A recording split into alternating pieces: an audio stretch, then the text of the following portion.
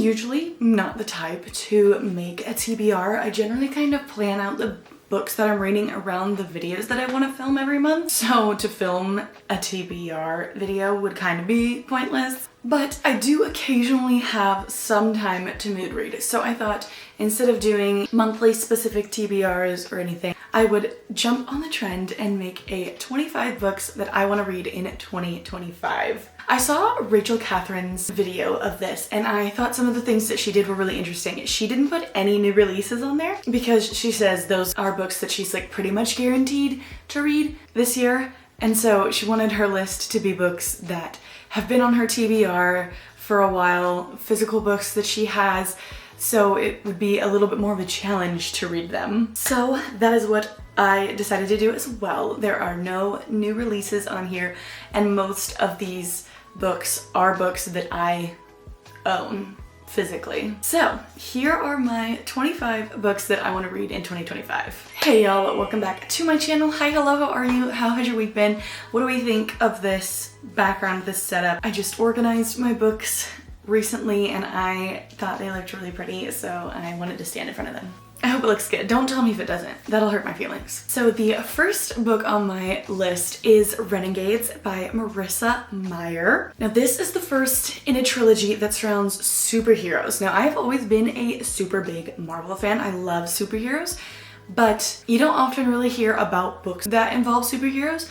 So I feel like this book would be right up my alley, but it's been on my TBR for like a year and a half, and I haven't picked it up. I actually just took the plastic wrap off of this box set. I've had these books for like a year and a half and hadn't even taken the plastic off. Next we have Nothing Like the Movies by Lynn Painter. I read the first book in this series in the summer of 2023, so like about a year and a half ago.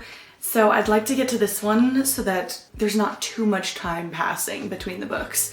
And my little brother actually got me this book for Christmas and it's just so sweet. So I want to read it. Practice Makes Perfect by Sarah Adams. This is the second book in the When in Rome interconnected standalone series. I read the first one, When in Rome, in May of last year and I really enjoyed it, especially because with these first two books, Sarah Adams is known for being more of a closed-door romance author, and if you've seen any of my other videos, you know that I am making a conscious effort to steer more towards clean and closed-door romances, so this is perfect. Cheesy.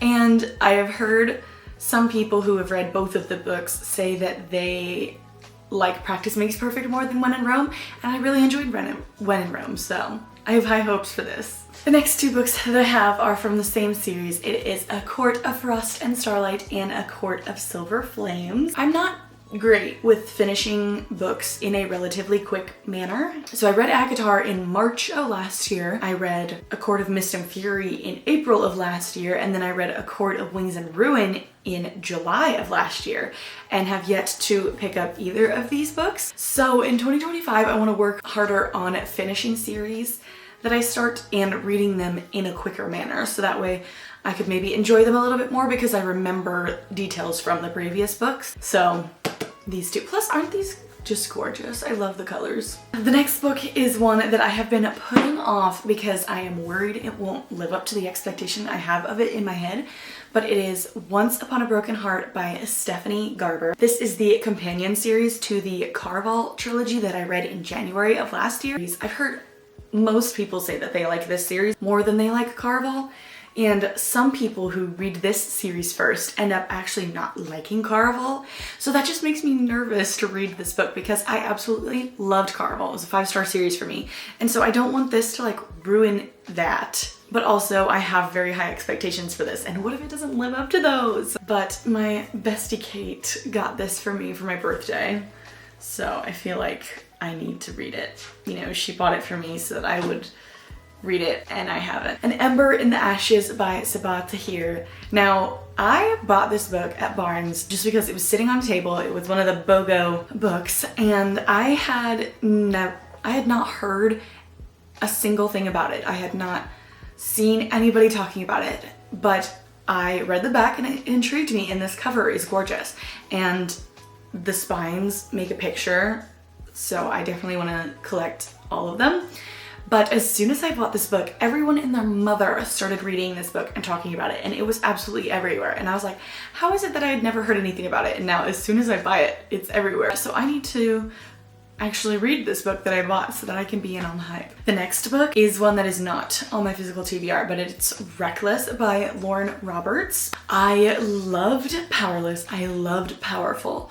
And the final book in the series, Fearless, is coming out this year, and so I want to catch up so that I can read the book when it comes out. I have this book checked out on Libby right now, so I will be checking this book off pretty soon. Then we have Shadow and Bone by Leigh Bardugo. This is the first book in the Shadow and Bone series in the Grishaverse. And for the longest time, I kept saying that I wanted to read all of Shadow and Bone before Six of Crows, because Shadow and Bone takes place before Six of Crows. I've been saying that for so long, and I finally bought all 3 of these books at the end of November, and then at the beginning of December, I filmed a video where I had my mom pick out my books for me, and she picked Six of Crows. So I ended up reading Six of Crows before Shadow and Bone, but I didn't enjoy it as much as I thought I was going to. I really struggled with the world building, so I'm hoping that if I read Shadow and Bone, which apparently has a lot more in-depth talk about the world building in this series, then I will end up enjoying Six of Crows a little bit more. Need to read this. These next 2 books are just the books that have been on my physical TBR the longest, but it's Article 5 by Kristen Simmons and Me Before You by Jojo Moyes. Now this one is like a dystopian sci-fi book, so that is right up my alley. I've really been enjoying sci-fi books recently, and dystopian is my favorite genre of all time. This one survived the great unhauling of 2024. I feel like as a result, I need to give it its fair shot. I honestly couldn't tell you when I bought this book. I got it at a used bookstore maybe in like 2019. It's been on my physical TBR for a while, like 6 years. Let's put it out of its misery and read it. Me Before You by Jojo Moyes. I probably got these 2 in the same trip to that used bookstore, so I have tried to read this before and soft DNF'd it just because I wasn't in the mood to read it. I was reading it when I wasn't really so much of a reader, but also I need to read this when I'm in the mood to get my heart broken, because obviously. Where the Crawdads Sing by Delia Owens. I absolutely loved the movie of this book, and I have actually listened to the audiobook of this.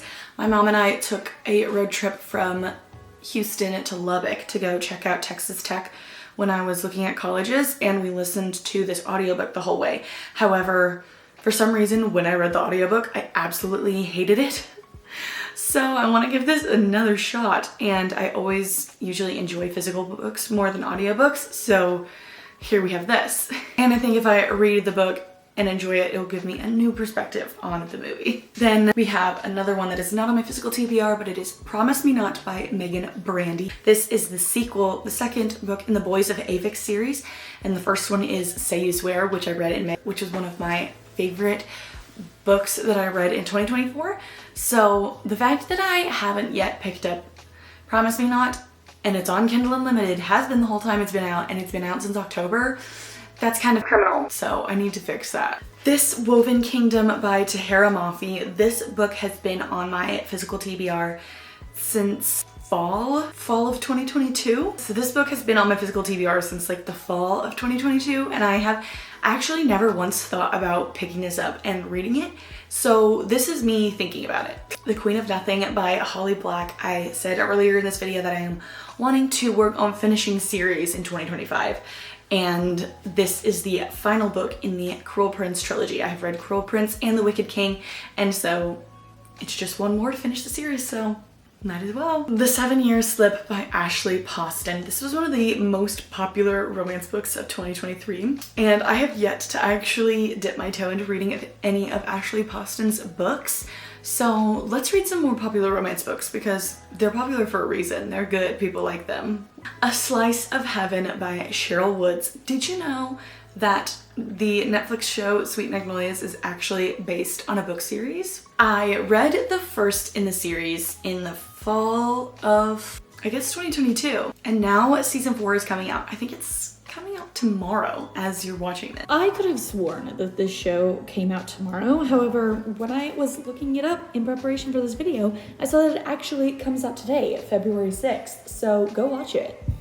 If this video goes up when I want it to. And I am so excited. So when I inevitably finish watching the TV series and am sad that I'm gonna have to wait to see if they're gonna make season 5, I can read this and not be so sad anymore. Lies. She will still be sad. The next 2 books are Nora Goes Off Script and Same Time Next Summer by Annabelle Monaghan. She kind of blew up around like April, May of last year, and I actually owned these books before then. My mom had them, she read them, she enjoyed them, and then gave them to me. But I haven't yet read them. But I do want to read both of them, especially since I have managed to snag an e-arc of It's a Love Story, which is her new release for this year. So I feel like I need to read these ones and Summer Romance in preparation to read that one. Then we have another book I've actually already read so far this year. That was Red Rising by Pierce Brown. It's one that I have always wanted to read. I pick it up every time I go into Barnes and I always put it back and it never comes home with me. But I did get a copy for my Kindle, and it was the last book that I read in January. So I will say I'm not doing it too bad on my 2025 TBR already. Then I have Serpent and the Wings of Night by Carissa Broadbent. I have heard amazing things about her books and I have not yet read any of them.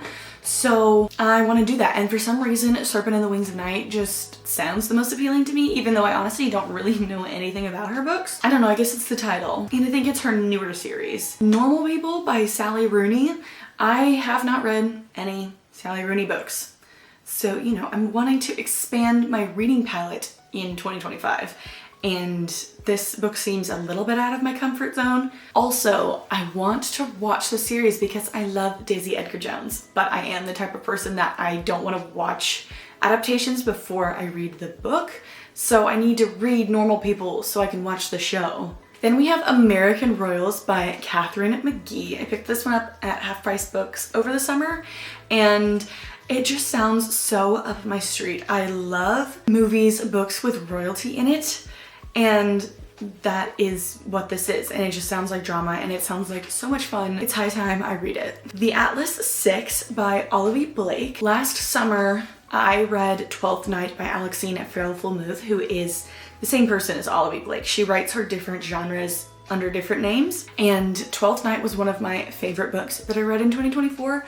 So I want to read more of Olivia Blake's books in the hopes that it gives me the same feeling that 12th Night did, even though obviously they're different genres. And lastly, we have Yours Truly by Abby Jimenez. I read the first book in this interconnected standalone series in November, and I actually enjoyed it a lot more than I thought I was going to.